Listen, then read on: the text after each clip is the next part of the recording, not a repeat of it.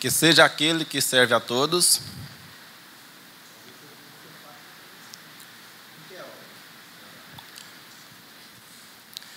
Que seja aquele que serve a todos.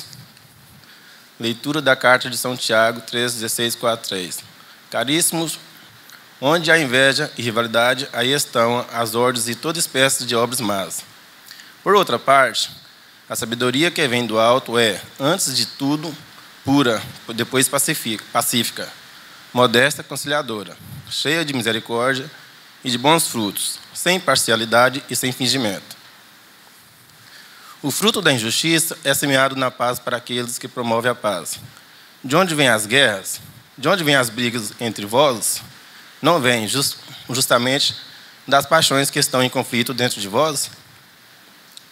Cobiçais, mas não conseguis ter. Matais e cultivais inveja, mas não conseguis êxito. Brigais e fazeis guerra, mas não conseguis possuir.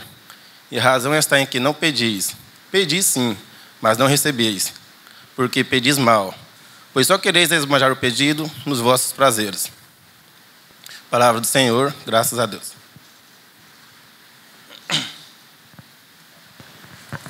Aproveita que você já está aí, manda seu recado. Bom, eu quero convidar aqui para vir aqui na frente aqui, o Ademildo Godoy, candidato a vereador.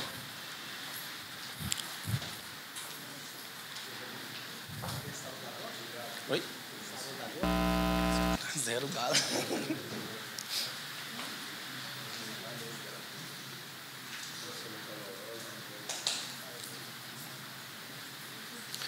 Bom, gente, o motivo de trazer o Ademildo aqui é porque ele é um candidato a vereador e nós estamos tentando elegê-lo. Ele é meu irmão, mas primeiramente eu quero dizer a vocês, colegas, que eu não quero que vocês votem nele por ele ser meu irmão, mas sim pelas propostas que ele tem. Ele é, na verdade, o que ele é, o que ele fala, que já fez, esse eu vou deixar para ele, mas, sim, ele tem boas propostas, principalmente, assim, para nós contabilistas, proposta que não é dele, proposta que somos nós que formalizamos, as pessoas que estão apoiando ele.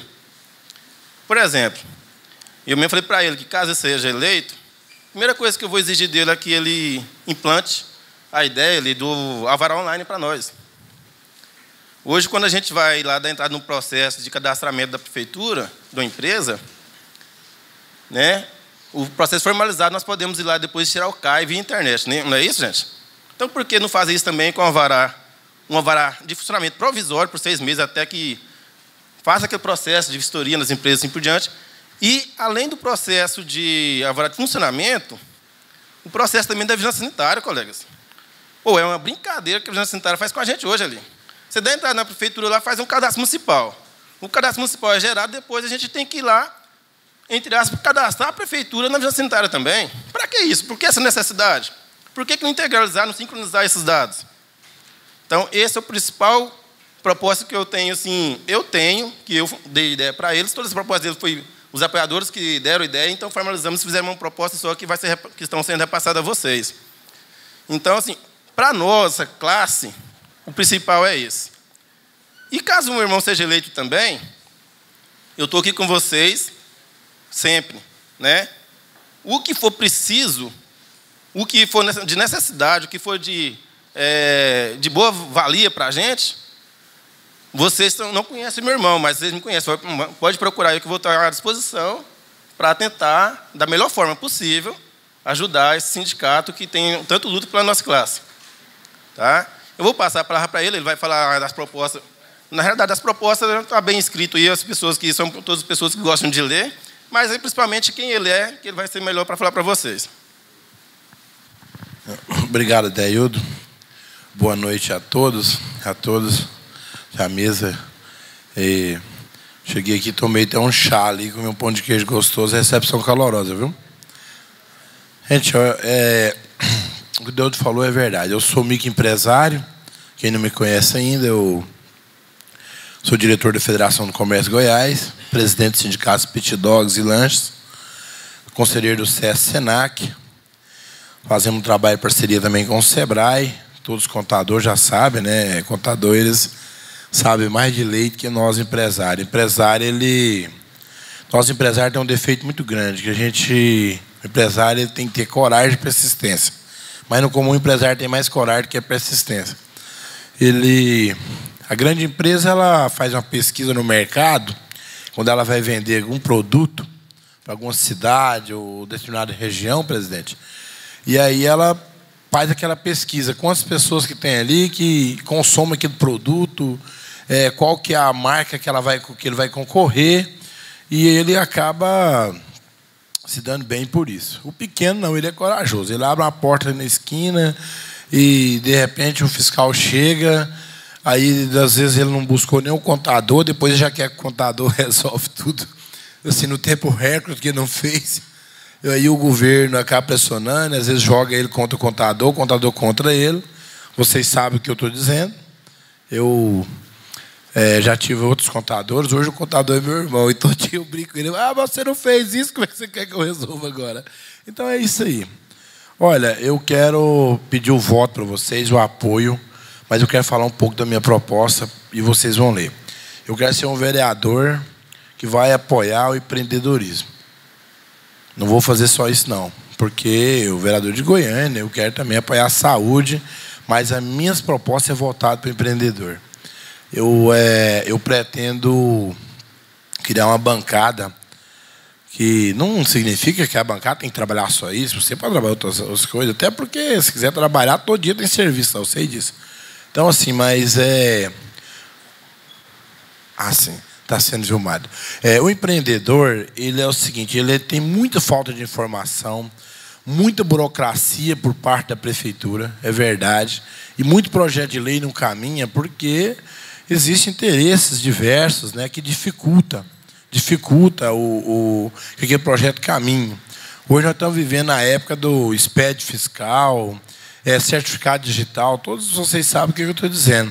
Antes você chegava na empresa, você perguntava lá isso nessa época eu não tinha empresa ainda, eu trabalhei em grandes empresas, como a Arisco, tudo mais, depois hoje eu até montar abri a minha primeira empresa, e primeira, segunda, já estou na terceira, microempresa, que eu saí de um lugar, fui para outro, e quebrei, tá? Quebrei, você vai aprendendo, saí com dívida, paguei, graças a Deus, tem nome no mercado, é uma pequena, mas quando você é pequeno, você quebra, é pior ainda, porque você não tem outro lugar para se agarrar.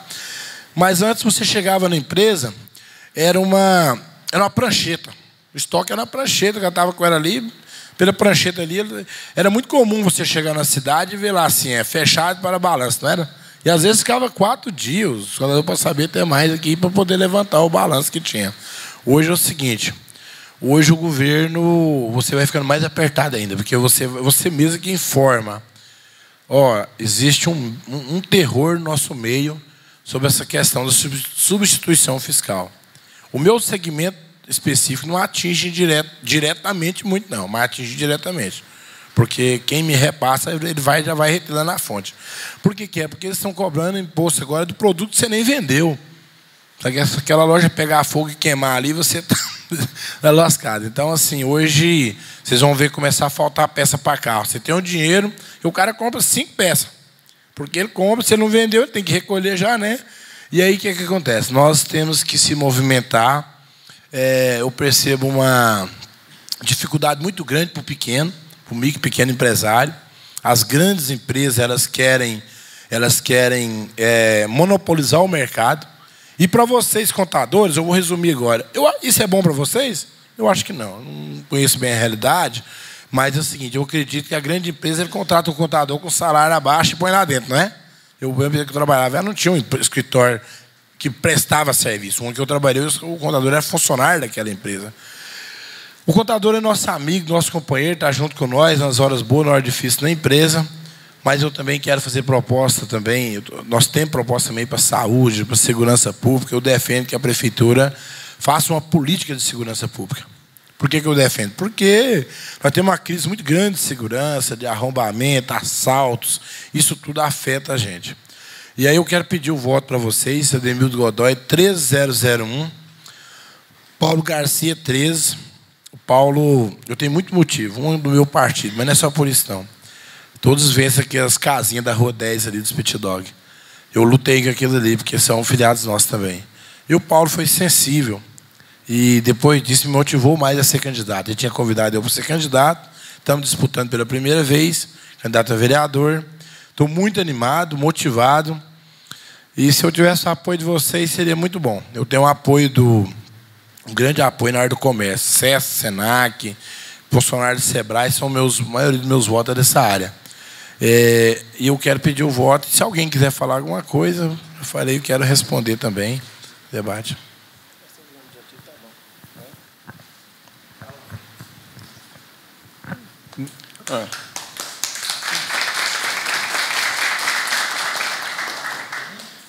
Agradecer o espaço que deu dado aqui para nós. E o material está na mão de vocês aí. Aqui são todas pessoas, são as pessoas que gostam de ler. Eu falei para eles assim, falei para meu irmão assim, Everaldo, gente, esse material aqui dessas propostas, lá no sindicato não vamos precisar, porque se a gente está entregando isso na rua, vira uma lixaiada para entupir os bueiros. Agora, lá no sindicato, são pessoas que gostam de ler, as pessoas não vão ler as propostas. Então, a diferença assim, da gente fazer esse material aí tem que ser direcionado para quem realmente a gente sabe que vai interessar pelo que está escrito aí. Pena que a chuva atrapalhou, mas, como se diz, está de grande valia e quem sabe, de repente, a gente consegue capacitar alguma pessoa que interessou e com certeza vai pedir voto para os familiares, funcionários do escritório, assim por diante. Obrigado. Ok, Deilton. Gente... Importante, Demildo. Todas as nossas reuniões são gravadas e depois vai para o site do Sindicato Contabilista, que não só Goiânia, mas o estado todinho vê o vídeo. Então, com certeza, nós vamos atingir só esse pessoal que não vai atingir muito mais gente. As pessoas que não vieram para cá hoje por causa da chuva, vai ver a reunião amanhã. Quero parabenizar, se me permite um minuto, eu não conhecia aqui, eu não tinha falar, pela organização. Muito legal, viu? A organização de você. O contador que não for organizado, de verdade também, tá? Ok, nós agradecemos a presença de vocês, estamos torcendo e divulgando o trabalho de vocês, ok? Obrigado por tudo. Nós estamos com a Solute aqui, onde nós sempre reafirmamos a nossa parceria. E eles mesmo, debaixo de chuva, voltaram aqui hoje, prometeram aí um resto de materiais que ficou faltando, mas, porém, a presença hoje também deixou a desejar. Mas o Davi está aqui, que é o coordenador comercial, né, Davi? Parece? Eu passar a palavra para você. A Vanessa não veio hoje. É você? Tá diferente. Boa noite, pessoal. Boa noite. Bom, primeiro queria parabenizar a todos, né? Dia 22 foi dia do contador, uma profissão aí de suma importância, né, para o crescimento e desenvolvimento do país. Bom, só fazer mesmo uma ressalva quanto à nossa parceria, ela continua ativa, uma parceria que diz respeito à comissão ao contador, ou desconto para o seu cliente, ou então estorno em crédito no certificado digital. A terça passada ficou faltando algumas pessoas, a gente está com o restante do material aqui. Quem quiser pode estar pegando com as meninas aqui na frente, ou se não ergue a mão, elas mesmas fazem a entrega para vocês do material com os certificados. Com o material aí com a proposta de parceria. E se tiver alguém com dúvidas com relação à certificação digital, eu estou à disposição. Recebi até um questionamento do colega aqui quanto à procuração eletrônica da conectividade social. Eu não tenho essa resposta para dar para ele, mas terça-feira que vem já volto já com esses dados. O questionamento dele foi a questão da validade das procurações eletrônicas dentro do portal da conectividade CP. Na hora da outorga, é justamente com esse debate que a gente quer aprofundar. Certo. Até para a gente ter mais certeza, vou estar fazendo esse contato com a Caixa e retornando, já dando um posicionamento correto, senão, né, para estar informando vocês. Bom, se tiver alguma dúvida, estou à disposição de todos. Qualquer questionamento com relação? Sim. Fala no microfone aí, Marli, para nós. Pode ser instalado o certificado em 2 máquinas? Bom, o certificado digital modelo A1 é o único que se permite ser instalado em mais de um computador. Não tem limites. Então, por ele ser um certificado com a raiz solta, então pode ser copiado, enviado por e-mail, é um certificado avulso. Já o certificado modelo A3, que seria o nível de segurança maior, ele é gravado em tokens ou cartões. Então, somente no computador que tiver conectado essa leitura de cartão com o cartão ou o token propriamente, nessa máquina ele vai funcionar. Somente em uma por vez. Mas, simultaneamente, o certificado A1 é o único mesmo que funciona. Justamente, o do CDzinho. Isso.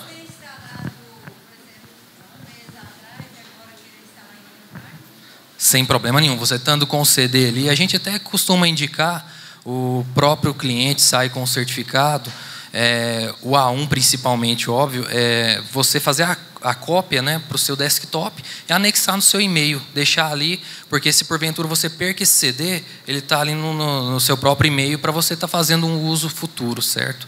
Não correr esse risco de estar perdendo. Porque a certificadora, nós somos regidos por normas do ITI. Então, caso venha a ser perdido esse CD e você não tiver uma cópia, a gente não tem como fornecer novamente esse certificado. A pessoa teria que pagar por um novo certificado. Então, seria isso. Mais alguma dúvida?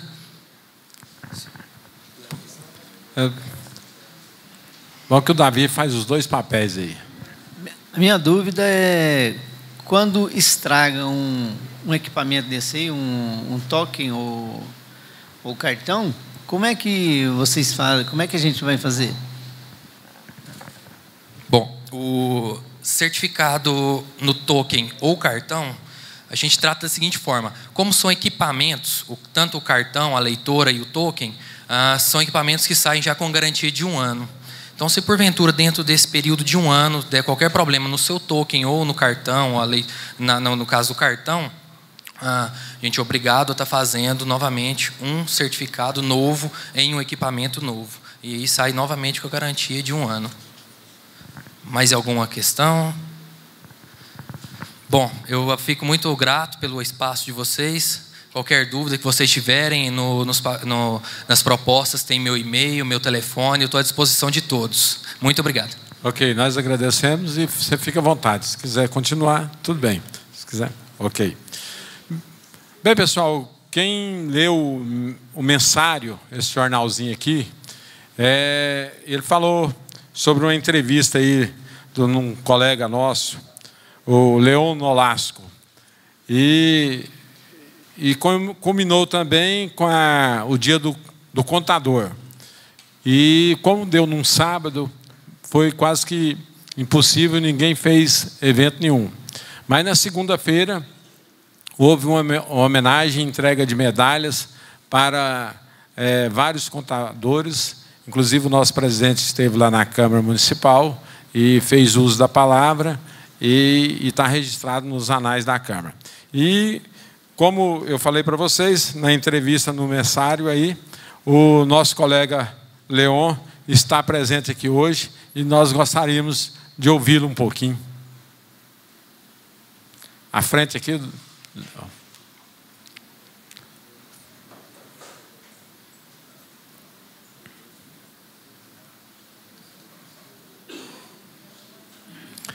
Pudesse falar um pouquinho da sua experiência, das novidades.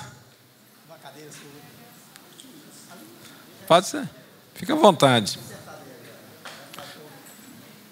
Tem um microfone aí, se quiser fazer uso da palavra, falar da experiência um pouquinho aí para nós.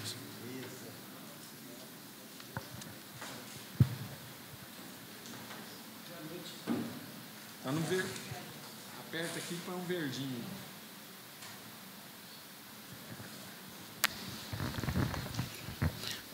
Boa noite. Meu nome é Leon Delane Nolasco. Aos 80 anos, eu consegui terminar o curso de Ciências Contábeis. Eu sou do tempo, que o contador era chamado de guarda-livro. Isso na década de 50 até 60, O contador era chamado de guarda-livro. Eu vou lá no meu guarda-livro, para ver como é que estão meus documentos. E depois de Ciências Contábeis, né, eu já estou matriculado no curso de Direito, né, que eu pretendo, né, com essa idade ainda, né, eu me sinto jovem, né, ser auditor. Né. E para ser um grande auditor, é preciso de um pouquinho de conhecimento de ciências jurídicas. Né. E eu creio que eu vou chegar lá. Se o homem lá de cima permitir, né, eu vou chegar. Tá, muito obrigado. Hein?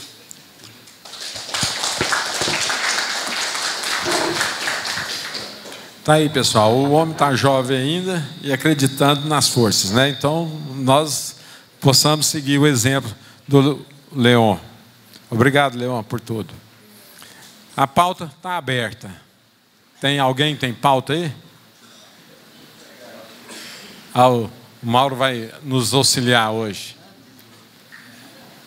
Antes, deixa eu fazer a pauta, depois você fala, vai. Djalma.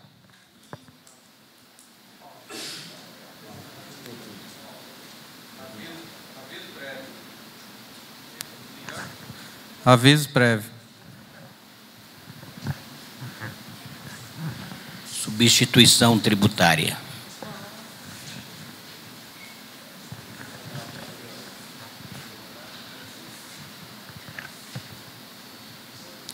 EFD Contribuições.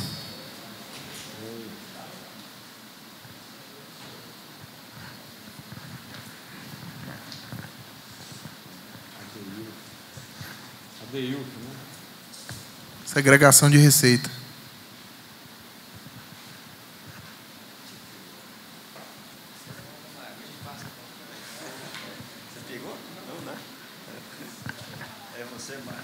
Substituição tributária 2.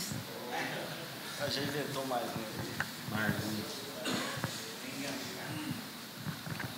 A parte patronal. Baixa. Patronal do INSS. Tem mais?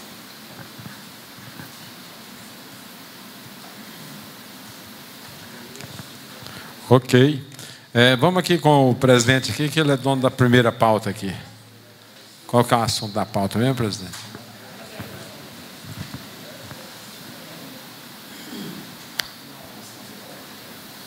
Bem, colegas, eu recebi aquele Wagner, é o outro, Wagner.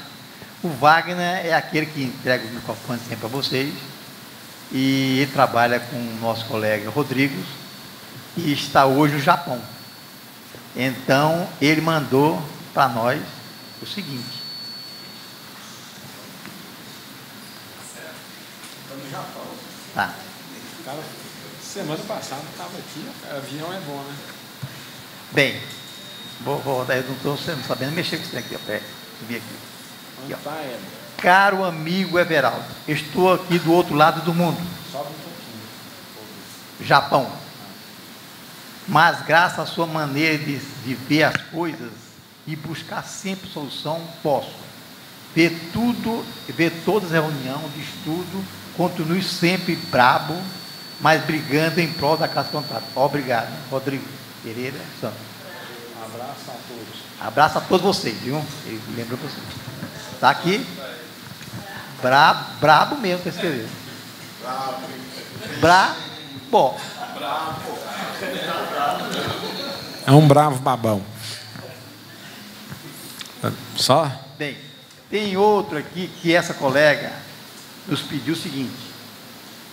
Bem, ela vai fazer essa empresa dela, essa colega Sônia de Jussara, ela falou que nós vamos decidir aqui como que ela vai fazer. O que acontece? Ela tem uma empresa e esse pessoal, essa pessoa vai, tem um que vai sair da sociedade e vai ficar ele sozinho, a pessoa sozinha. Ele fez a operação, o sócio componente, e vai sair um sócio e ela ainda não tem um sócio para entrar na empresa.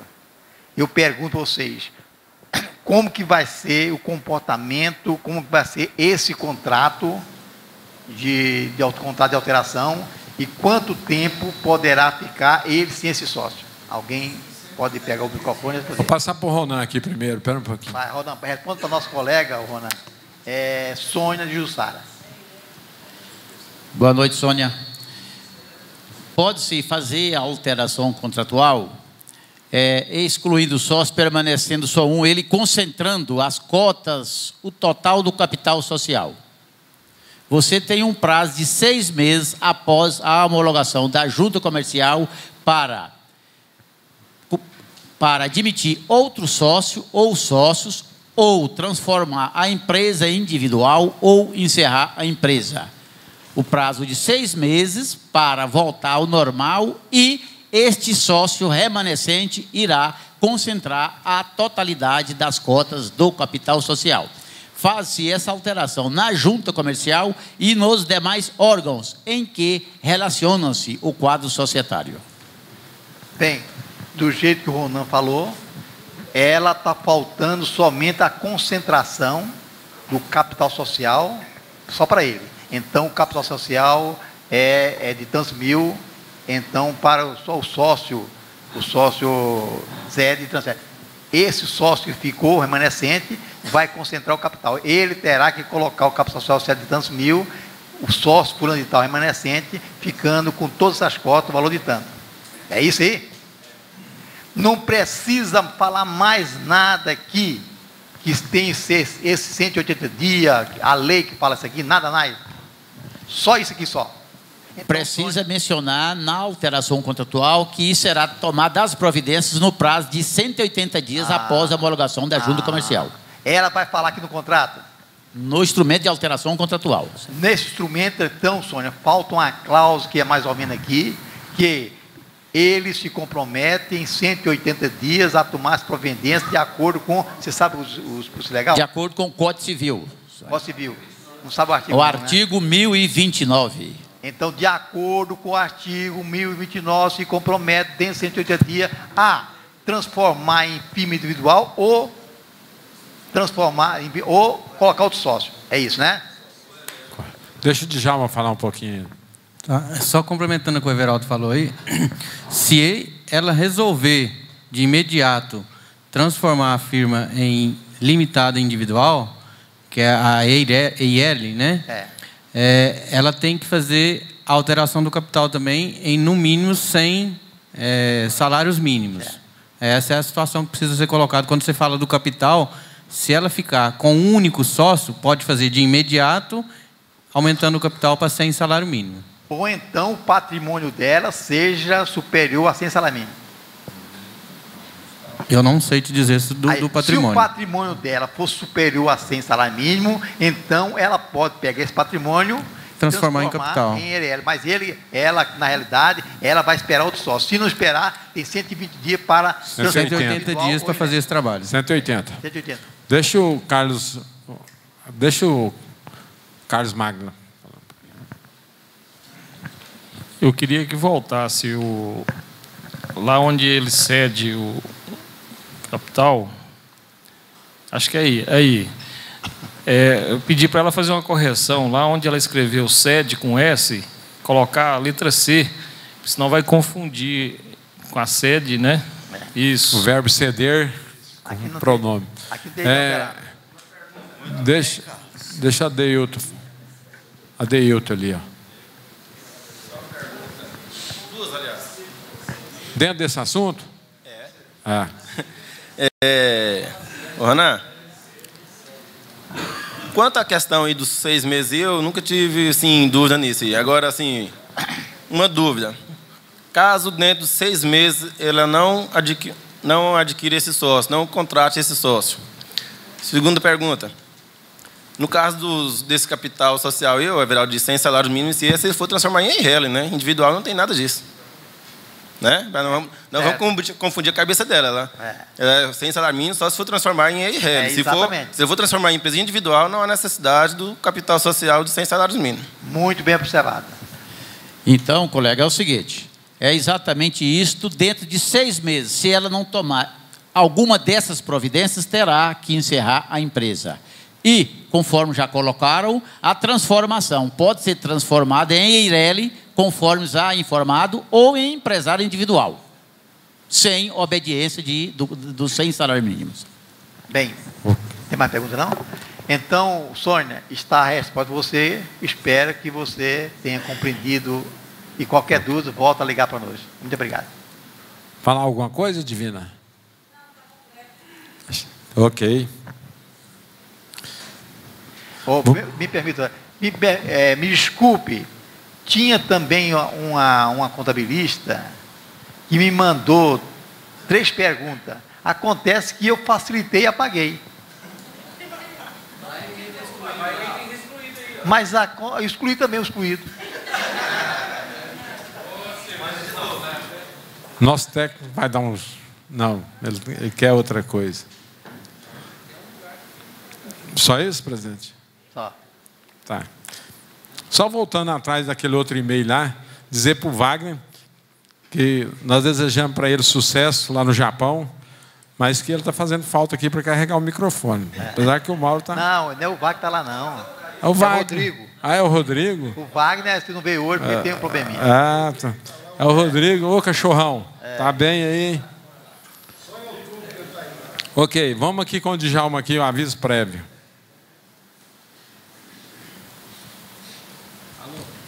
À vontade.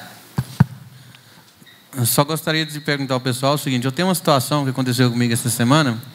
Eu tinha um funcionário que estava cumprindo aviso e faltava 7 dias para término do aviso dele. E ele apareceu com 2 atestados médicos. Um de 7 dias e o outro de 30 dias. O que acontece com o aviso dele? Faltava 7 dias.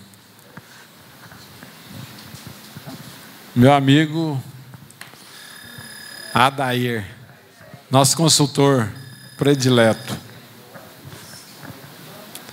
Depois eu quero ouvir a Divina.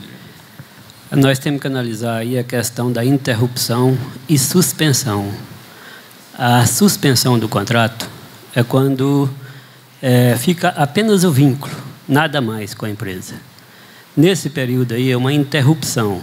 A interrupção continua pagando a remuneração normal. Nessa condição, continua a contagem do aviso prévio normal. E pode ser rompido, salvo o atestado do médico da ocupação. Tem que analisar o médico da ocupação. Quanto ao prazo do aviso, e pode ser contado dentro dos períodos de 15 dias normal.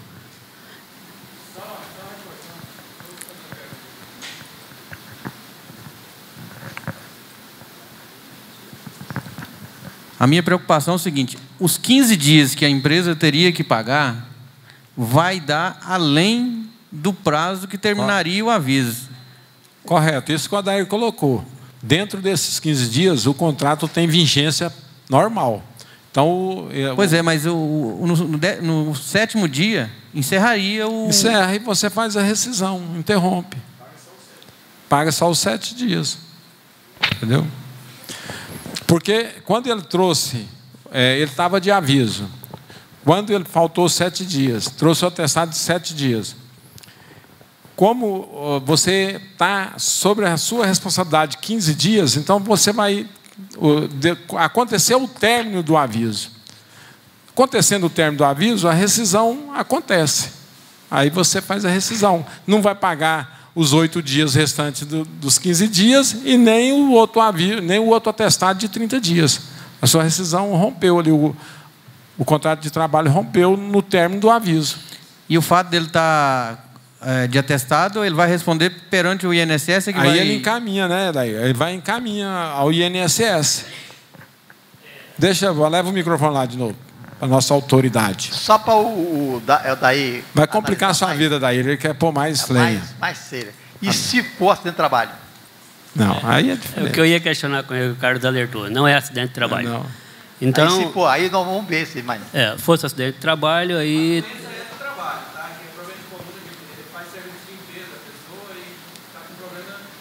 Pois é, mas quando aí colocou lá, ele está com o microfone, vai falar, é o atestado ocupacional.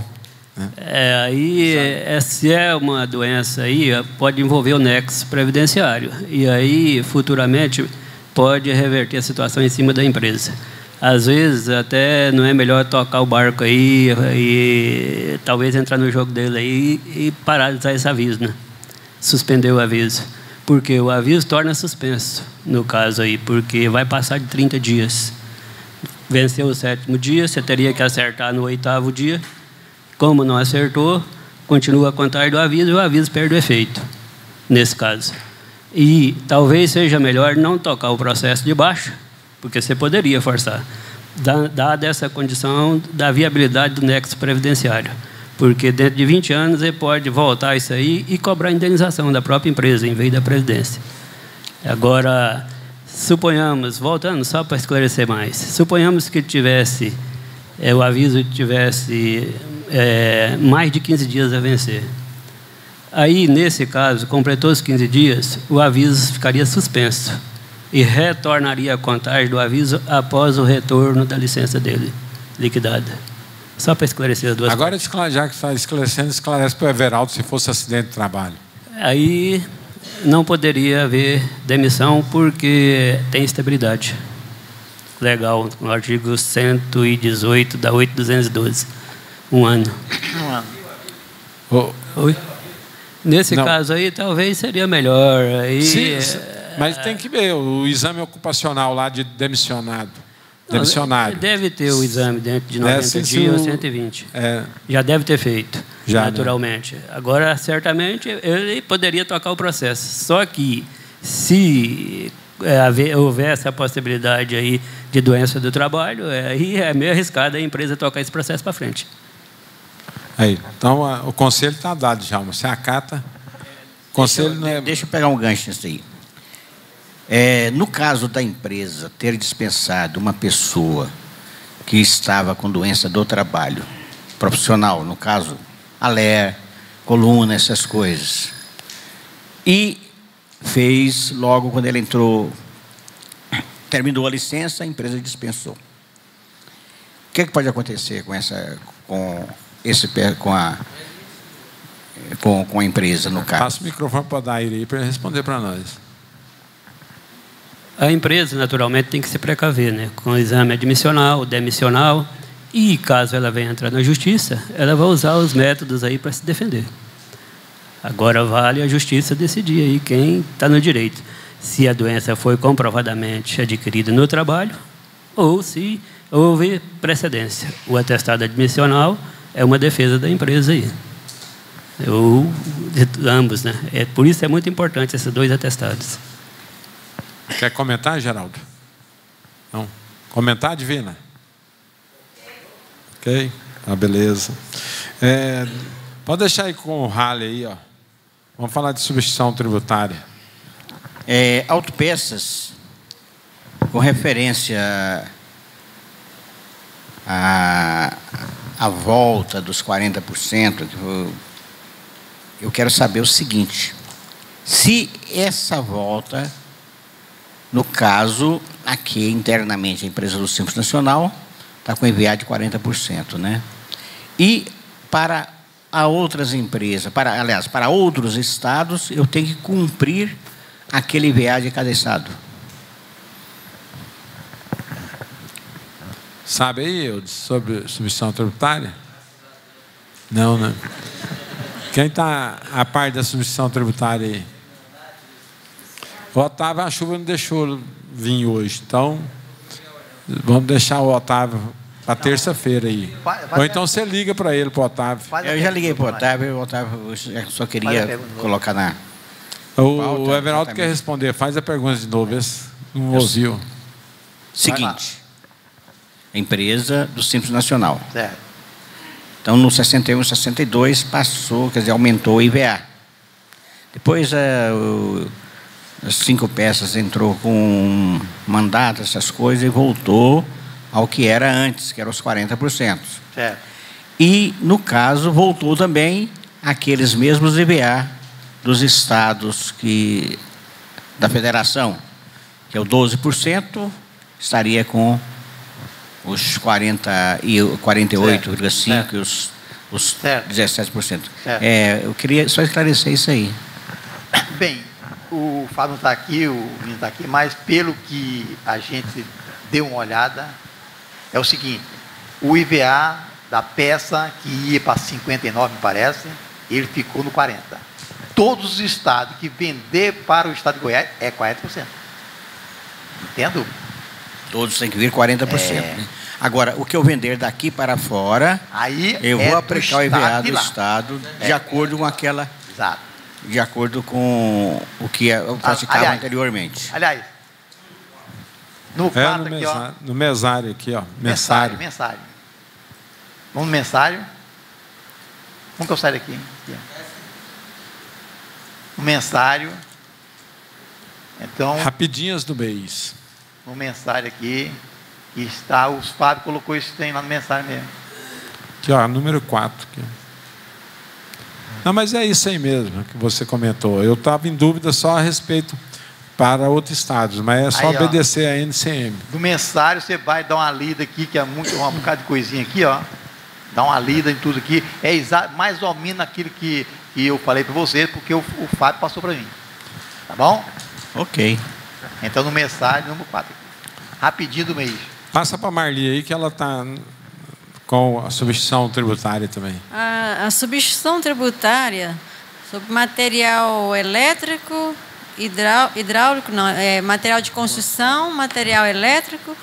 No caso, eu queria uma explicação naquele quadro de signatário e de substituição tributária, que tem até aí no SESGO, né? E gostaria de saber também, a nota fiscal, quando vem desses estados signatários na compra da mercadoria, o que eu vou observar para que eu possa verificar se a substituição foi paga por aquele estado, se está discriminado na nota, ou se é obrigatório mandar algum documento. Como que eu vou verificar isso aí? Esse aí o Geraldo te responde. E eu queria também que me esclarecesse sobre a nota, o código da substituição na saída lá do estado e na entrada nossa aqui, qual o código que eu vou usar? Geraldo, tá, pode vir responder aqui. Tá ligado. Vou tentar responder, não sei se eu vou dar conta não. Se tratando de material de construção e material elétrico, nós temos que verificar primeiro o protocolo 82 e 83. 82 e 83 é só firmado entre Goiás e São Paulo. Aí depois tem o protocolo 84, que é de material elétrico. Esse material elétrico interessante, que a parte de telefonia abrange praticamente tudo. Quando diz material elétrico, mas pega a parte de telefonia também. E o protocolo 85, que é material de construção. Agora, como que ele funciona? Vou te dar um exemplo. Minas e Goiás estão no protocolo, tanto no 84 quanto no 85. 84, material elétrico, 85, material de construção. Agora, Goiás, aí ele consolidou, não sei se é a palavra correta, o protocolo 84 e 85. No decreto 75/28. Então, no decreto 75/28, está tudo aquilo, os MVA que está nos dois protocolos. Agora, fazendo uma colocação. Quando o Estado está no protocolo, ele não tem ainda que fazer o seu ato para ele aderir. O que seria isso? Goiás já tem o ato dele, que é o decreto 75/28. Minas Gerais já não tem. O que significa isso? Então, como Minas Gerais não tem o ato dele, se Goiás mandar para Minas Gerais, ele não tem obrigação de fazer a substituição tributária. Por quê? Mesmo Minas Gerais estando no protocolo, ele não tem o ato dele ainda, regulamentando. Agora, Goiás está no protocolo, mas já tem o ato. Então, quem mandar para Goiás tem que fazer a substituição tributária. Agora vai entrar na sua pergunta. Como verificar se veio correto? No meu entender, o que vai te dizer se está correto são duas coisas. Qual o CFOP, ou três? O CFOP, a situação tributária, e a mais importante que eu acho, a GNRE. A GNRE. Se veio a GNRE, você já está com a prova que aquela mercadoria foi feita a substituição tributária lá no estado de origem. Né? O que seria a GNRE? É um recolhimento que foi feito lá em Minas Gerais, que o ICMS vai ser transferido para Goiás. Entendeu? Agora, e se você comprar lá de Minas Gerais, se você comprar dos estados signatários, o que são estados signatários? São aqueles estados que estão nos protocolos. Entendeu? Se você comprar dos estados que vêm dos estados signatários, não vier a substituição tributária, aí você tem que fazer o DARI, já passa a ser DARI, e recolher com vencimento na data da saída do produto lá do estado que veio o produto. Se você comprar de um estado que não é signatário, o que é o estado não signatário? O estado que não está no protocolo. Aí, lógico, lógico que ele não vai vir com substituição tributária. Aí você tem até o dia 9, até o vencimento do dia 9 do mês seguinte para fazer o recolhimento. Correto? No caso, quando não for signatário. Se o estado que você estiver comprando não for signatário, lógico, você não precisa se preocupar que ele não vai vir com substituição. Aí você tem a obrigação de fazer o recolhimento e pagar no dia 9 do mês seguinte. Como que vai fazer esse recolhimento e os cálculos? Vai ver o IVA de cada produto e fazer os cálculos e fazer o recolhimento. Tá? No caso, esse comprovante que foi feita a substituição só através do GNRE. Se tiver escrito na nota que a mercadoria foi substituída e o imposto retido lá, não comprova nada. Não, não é que não comprova nada. Porque se lá na nota está dizendo que com o CFOP de substituição tributária, a situação tributária está destacado, significa que foi feita a substituição. Mas qual é a prova que você tem? A prova seria a GNRE. Tá? Eu não entendo dessa forma, não. Eu gosto de exigir lá que peça uma cópia da GNRE. Eu posso entrar no sistema da Cefaz e verificar esse GNRE? Não. A empresa lá que mandou para você que tem que mandar uma cópia para você. Tá certo. Deixa só o Everaldo falar aqui, eu passo para você, Carlos Magno. Na minha concepção, quando ele colocou o imposto lá na nota, ele só pode fazer isso se ele tiver uma inscrição estadual que está lá em cima na nota lá. Ele é um substituto tributário.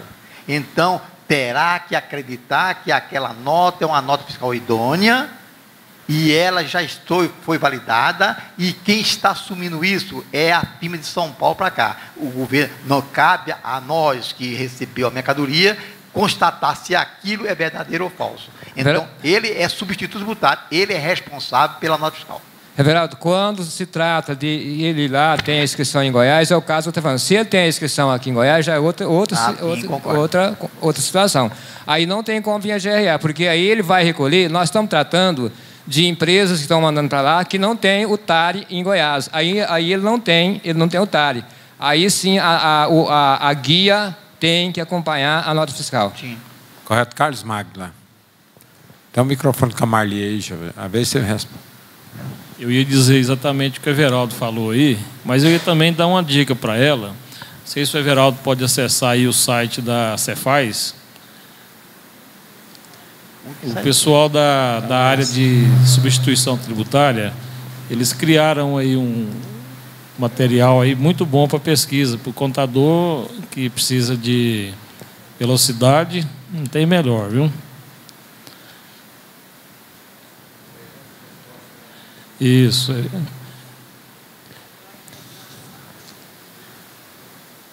Não, você vai aí no... Desce mais um pouco aí. Desce mais. Atendimento da Receita embaixo aí, ó. Mais embaixo aí, Everaldo. Quando está a ouvidoria agora, vai aparecer aí atendimento da Receita.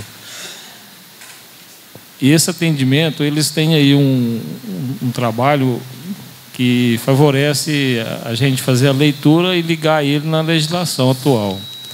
Mas, basicamente, o que o Geraldo falou aqui é o que está acontecendo. Aí, ó. Desce um pouquinho aí.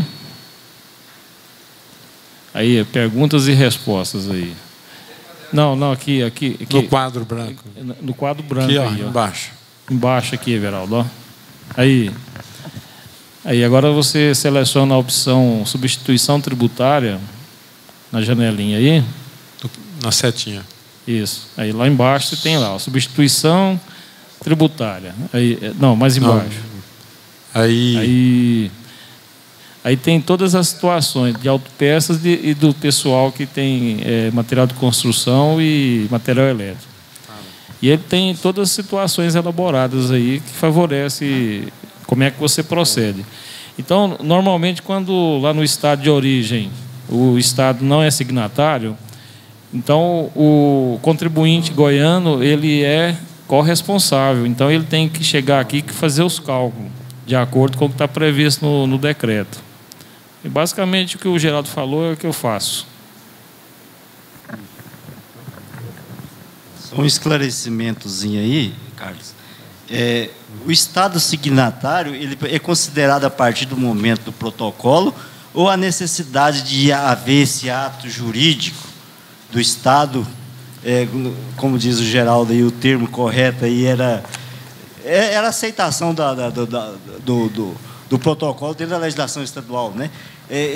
Há essa diferença ou a partir do momento do protocolo ele já é signatário? Paulo? Deixa eu gerar. Comenta aí, Geraldo.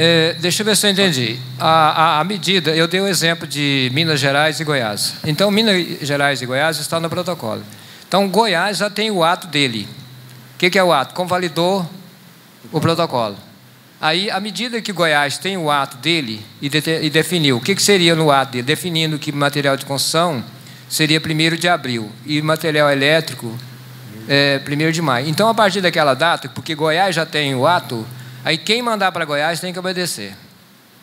Agora, Minas Gerais, ele não tem o ato ainda. Se ele não tem o ato, o que ele está? Ele está abrindo a mão. Então, se qualquer outro estado que mandar para Minas Gerais, não precisa fazer a substituição tributária. Porque, embora ele está no protocolo, mas ele não tem o ato convalidando o protocolo. Certinho, Geraldo. Alguém quer comentar mais alguma coisa? Marli, quer perguntar mais alguma coisa? Não? Ok. Então vamos ali para o Adeilton ali, ó. Geraldo, microfone aí.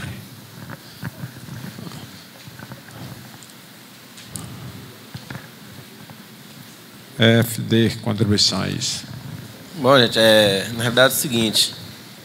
Quando tinha colocado obrigatório a FD contribuições, que seria a partir, né, agora de julho, aí, como esse programinha ele é às vezes cansativo, você mexer com ele, que só eu já fui logo, curiosidade, já trabalhar em cima do programa lá e já enviei logo imediato, assim, para mexer com o programa. Então, eu transmiti, depois foi adiado, né?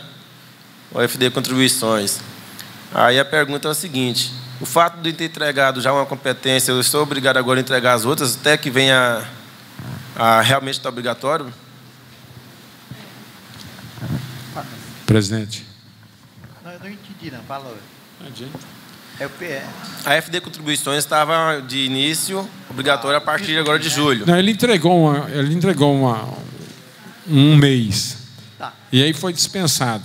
Então, você pode entregar facultativamente. Se você quiser, entrega. Se você quiser, não entrega. A obrigação é a partir de 1º de janeiro, né?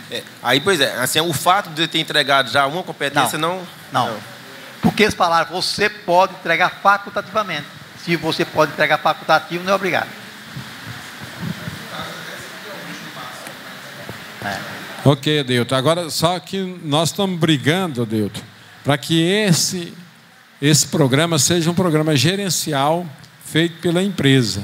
E nós estamos querendo tirar da responsabilidade dos contadores fazer isso, porque é um serviço difícil, um serviço que só o empresário vai entender do produto e classificá-lo certo, ok?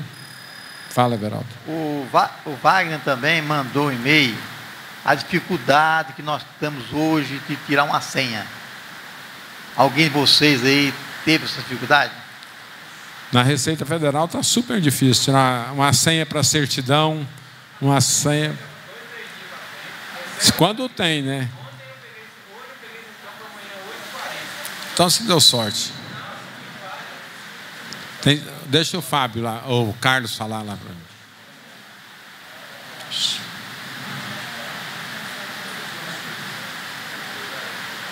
No verde.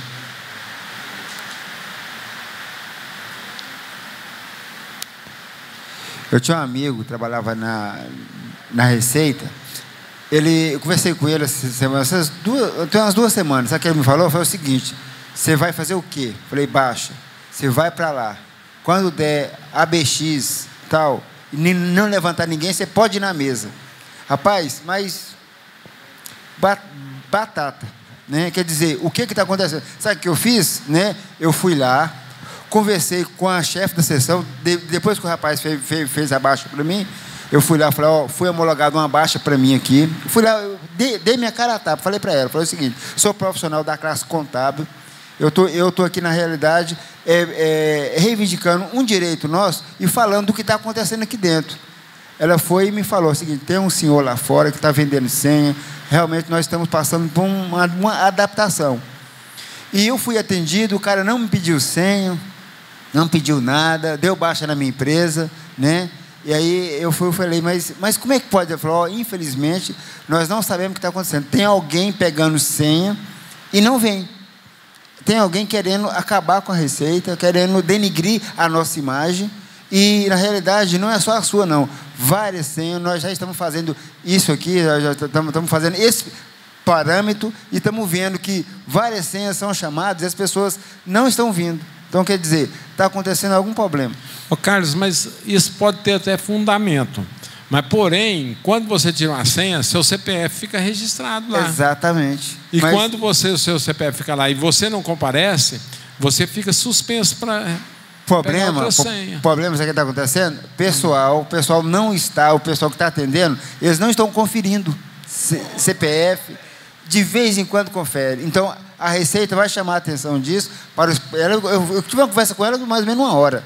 Ela falou, nós vamos fazer isso. Então, está acontecendo, e as pessoas estão pegando senha e não estão vindo. Então, tumultuando o nosso trabalho. Na realidade, atendimento tem. O atendimento lá também não está bom, não. Porque tudo bem. Né? Meu funcionário teve lá essa semana passada para alocar uns recolhimentos, que foram feitos os recolhimentos, porém a Receita não alocaram nos devidos lugares. E aí está constando um débito e os tributos estão pagos. Exato. Chegou numa mesa lá, o cidadão não deu conta de fazer o serviço. Chamou aí ele pediu orientação para outra mesa, o cara da Receita. O cara foi lá ensinar ele. Aí o cara também não deu conta. Aí chamou um outro. Aí veio a chefe e falou assim, não pode. Cada um para sua mesa. Se ele não dá conta, ele vai estudar. Quer dizer, os caras já estavam quase resolvendo o problema lá. Mandaram cada um ir para sua mesa, porque disse que tinha senha para fazer, né? Eu vou lá e aí o novo. cara ficou com a documentação, já tem 5 dias, eu precisando da certidão, e ele até agora não deferiu o problema. Eu tenho um outro serviço para amanhã, vou fazer a mesma coisa para me ver, aí eu confirmo com vocês. Quer dizer que você chega na mesa, tiver BX... Não, na realidade ele nem me pediu a senha, ele chama lá, né, aí você já vai dar o processo para ele, o rapaz vai, te atende numa boa. Mas se chegar 2... Nem pede, não, mas é lógico, ele me falou como é que é, chama uma vez, chama 2 vezes, chama a 3ª vez. Aí você sai com Se ninguém for, você pode ir. E amanhã eu vou fazer do mesmo jeito. Eu vou falar para você depois. Ok. É difícil, né? Mas você tem que ir para lá, levar o cafezinho e esperar a hora boa, né? Ok. Com o Leandro ali, ó. Segregação da Receita. Fazer a pergunta aqui pro Ronan. O amigo Ronan quer responder. Ronan, é o seguinte, eu tenho uma empresa agora, constitui ela ainda não emitiu nota. Fala mais alto aí que a chuva está atrapalhando. Eu tenho uma empresa, vou constituir ela agora, de monitoramento. Né? O que ocorre? Para o serviço se concluir, ele tem que passar aquele equipamento. Aquele equipamentozinho que põe na parede lá, sensor, né? Clica lá a senha que é para o alarme disparar. Então, o que acontece? eu já fui lá na 116 e o serviço de monitoramento está lá. Monitoramento, vigilância de bens de pessoas físicas e jurídicas. Aí eu te pergunto, eu segrego essa receita só pelo anexo 3, só pelo anexo 3 lá no empresa do Simples, lá na guia do Simples, lá no PGDAS, só pelo anexo 3, e ele tem que ter um contrato de comodato junto à empresa para esse equipamento ir e voltar quando acabar o contrato, ou não precisa esse contrato de comodato e eu segrego a receita só pelo anexo 3 normal, ele emitindo só uma nota fiscal de serviço na prefeitura, tendo em vista aquela base legal lá do Estado, lá que todo prestador de serviço,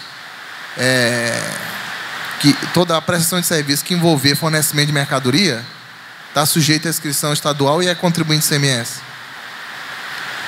Colega, é o seguinte, a sua pergunta realmente é muito ampla, eu não pude ouvir bem.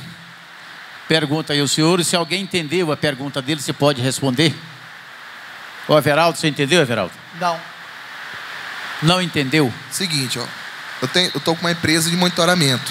Monitoramento. Uma empresa de monitoramento, já está incluída no Simples Nacional, já foi deferido. Anexo 4. Anexo 4, é isso. O que ocorre? Para o serviço, para ele prestar o serviço dele, ele pega equipamento, põe no painel do carro da empresa. Ele põe os equipamentos no carro da empresa. Pega o equipamento. Ele pega o equipamento e põe no painel dos carros da empresa. Tá. É um tipo de monitoramento. Esse serviço dele só se conclui, para ele instalar, para ele dar a mão de obra dele lá, ele tem que dar esse equipamento também, para o serviço concluir. Eu fui lá na 116, parece que aí tem 11.02. Tem lá vigilância, monitoramento, vigilância de bens de pessoa física e jurídica. Aí qual que é a minha dúvida?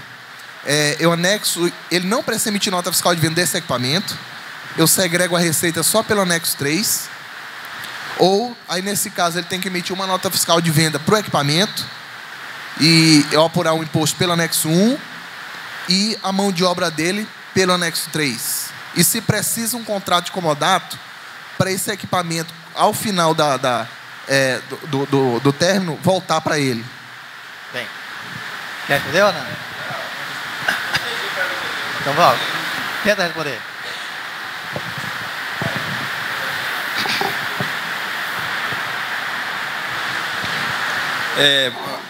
Essas empresas de monitoramento de segurança, até assim onde eu sei, que eu entendo é o seguinte, eles vendem o equipamento eletrônico. Eles vendem o equipamento eletrônico. E depois eles continuam monitorando a segurança, né? O que acontece? Na realidade, elas têm para eles fornecer esse material, ou eles só prestam serviço e a empresa adquire o material eletrônico, aí é só serviço. Agora, se eles fornecerem o material dessa forma, eles têm que vender o material e depois faz a prestação de serviço. Porque aí o serviço vai ser no anexo 3 e esse material eletrônico que foi repassado para a empresa é o anexo 4, não venda, não, comércio. Porque o que acontece, Everaldo? Anexo 1. Entendeu? Porque, na verdade, eles comercializam um produto eletrônico e depois continuam prestando um serviço de monitoramento eletrônico. Mas Everaldo, aí cai naquele caso, é quase parecido com o raciocínio de outra pergunta que eu fiz há uns tempos atrás. Está lá na 116. Monitoramento. Não tem nenhum parêntese lá falando de fornecimento de mercadoria. Que a minha preocupação é a seguinte, eu não quero onerar o cliente tributando ele pelo comércio e pelo serviço sem necessidade. Porque eu pensei o seguinte, se o serviço dele, para ser concluído, tem que ter o equipamento, eu posso escriturar nota no CFOP de compra de mercadoria para utilização na prestação de serviço e ele emitir só o serviço e eu apurar o imposto só pelo 3, sem necessidade de onerar ele pelo 1. Mas eu tenho que saber se é legal. Bem, é como que ele falou, a mercadoria ela é fornecida uma única vez e o monitoramento é mensal. Então, o primeiro ato que ele falou, eu vendi a mercadoria, como nós temos os aparelhos que nós compramos. Ele vendeu a mercadoria, ele foi lá e instalou a mercadoria, o acoplamento. Aí o monitoramento é um outro serviço que ele está fazendo. Todo mês ele vai fazer o monitoramento. Esse monitoramento lá em Lei Complementar 16, monitoramento de serviço. Agora, o material, ou ele vende, ou ele loca. Bem claro? Não. Precisa ver o que aconteceu. Aí você precisa ver o que aconteceu. Ele locou ou ele vendeu? Se ele locou, então é um contrato de locação, locação de bens móveis. Olha bem, locação de bens móveis. Se eu loquei um bem, é no anexo 3. Então eu vou receber o dinheiro de locação de bem móvel no anexo 3 e receber o dinheiro de monitoramento. Esse monitoramento me parece que é o anexo que é 4. Então você tem que seguir anexo 3 é com 4. Os empregados do anexo 4 são esses. Então o monitoramento, o equipamento é outro. Esse não tem empregado. Então não tem ISS. Então anexo 3. Separar as duas receitas. Deixa o Djalma falar alguma coisa aqui. Não, que eu estava pensando aqui, o rapaz até conversou aqui. É o caso da Sky, por exemplo. Você contrata uma assinatura e depois você paga a manutenção. Mas o aparelho é da Sky. Nesse caso, o contrato é de comodato. É o que o Everaldo falou. Você tem que definir o que é. De quem que é o material aplicado. É seu ou é dele? Se for dele, ele vai comprar. Se comprar de você, anexo 1, venda de produto. Certo? Se for comprar de terceiros, aí você não tem nada a ver. Mas você vai lá aplicar o serviço, aí você vai aplicar o monitoramento, que é anexo 4. Certo. Deixa o Geraldo comentar um pouquinho. O que eu ia perguntar é o seguinte, esse equipamento, qual seria o destino o dia que, por exemplo, parar de fazer o monitoramento? Qual que seria esse destino? Porque se ele voltar para a empresa, é igual o Everaldo falou. Ele é da empresa. Agora, se realmente ele adquiriu, depois ele pode jogar aquele fora, aí é venda de produto. Não. Não. Eu estou dizendo, vamos supor, que se eu adquirir, aí é venda de produto. Mas se for, que eu ia perguntar, qual vai ser a definição final do processo? Esse equipamento... Se ele vai voltar... Esse equipamento pode ser voltar, se ele tiver em condição de uso, ele volta e vai ser locado para outro. Se não tiver... ela vai desaparecer com ele. Pois é, isso que eu ia perguntar para ele. Qual que é o objetivo? Porque se for venda é uma coisa, igual do jeito falando. Ele tem que definir a atividade. Exatamente. Né? Se a atividade for de venda, anexo 1. Definir o destino do equipamento, o que ele é. Agora, primeiro. Se o bem seu é imobilizado, é locação. Se for estoque, é venda. Agora pode até acontecer que seja leasing, né? Ele comprou, depois de 3 anos, você pode ficar com isso, não quer mais não, né? Então, vendeu. Exato, é isso que eu quis dizer. Ver qual que é o destino, objetivo do equipamento. Primeiro. O primeiro passo é esse. Ver o que é o equipamento, o que ele é. É o primeiro passo. Então ele vai tirar 2 notas de serviço? Nesse caso que vai voltar? Nesse caso que vai voltar, 2 notas de serviço? Na minha, pode ser uma só. Uma locação do bem imóvel, não tem imposto. Essa mesmo. E logo embaixo é a prestação de serviço de monitoramento. Uma, anexo 4, outra. Pois mas na hora que ele for então tirar... você vai pegar essa nota de fiscal de serviço, lançar ela 2 vezes.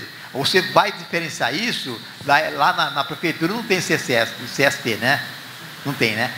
Vai colocar no 5949 e vai falar, uma é locação de bem imóvel, outra é monitoramento, anexo 4. Agora, os empregados de monitoramento, ele vai recolher o INSS normal. Os empregados do outro já vamos supor, que loca, né, que vai colocar o bem lá, já tem um empregado que é só do anexo 3, e ele não vai ter incidência. Tá? Ok? Mais algum questionamento sobre isso aí? Maior, que é meio complexo aí, viu? Vamos aqui com o Elias agora, perto de você aqui.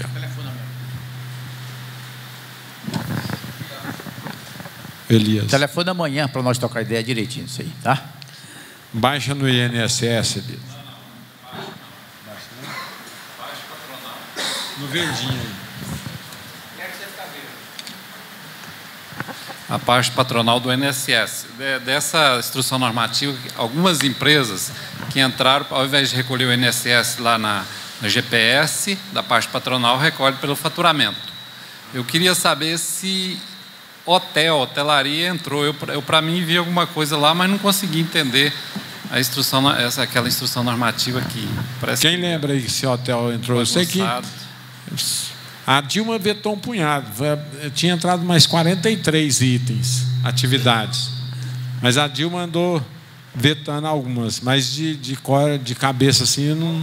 Qual que é a instrução normativa? Não é a lei já, né? 12.500. Colega, amanhã você me 40. liga que o Fábio está aí, ele sabe isso na ponta da linha para você. Tá bom? Já passou para ele, tá olhando. Eu pensei que não. Aproveitando um gancho dessa pergunta dele, a microempresa está obrigatória nessa desoneração aí da folha? Não. A desoneração da folha, não. Não. A pergunta dele é essa, né? Desoneração da folha. A desoneração da folha é onde você troca os 20% da folha, por 1%. certo? Por 1% ou 2%. 1,5%. Então a microempresa está lucro presumido, empresa normal, real. Bem, ela está perguntando se as microempresas estão desoneradas disso, mas não pode. Quando optou pela Simples Nacional, ele se abstém de qualquer uma outra benefício que a lei fornecer. Mas a microempresa do Simples Nacional não paga essa contribuição. Né? Vamos ouvir a pergunta da colega ali. Leva lá. Espera aí, o Mauro leva. Marli, o microfone aí para o Mauro aí. Colega lá de branco, lá em cima, Mauro. Peraí. Olha bem. Microempresa não significa Simples Nacional, não. Ok. Microempresa é uma coisa, Simples Nacional é outra. Tá bom? Ela pode ser microempresa e ser Simples Nacional. Aí poderia estar enquadrada. Ok. Agora, ela, se for Simples Nacional, sim, que ela não. Mas o Elias já falou que é presumido. Presumido. Pode falar, colega. Não. É obrigatório. Obrigatório. Se tiver dentro das atividades que está no contexto da lei, é obrigatório, viu? E já tem que estar praticando já, desde agosto. É onde está havendo muita divergência, e houve veto da Dilma em algumas atividades, porque esse 1% e esse 1,5% e 2%, que grandes empresas estão pagando, a empresa do Simples Nacional tem segmento no anexo 4 aí que paga muito mais.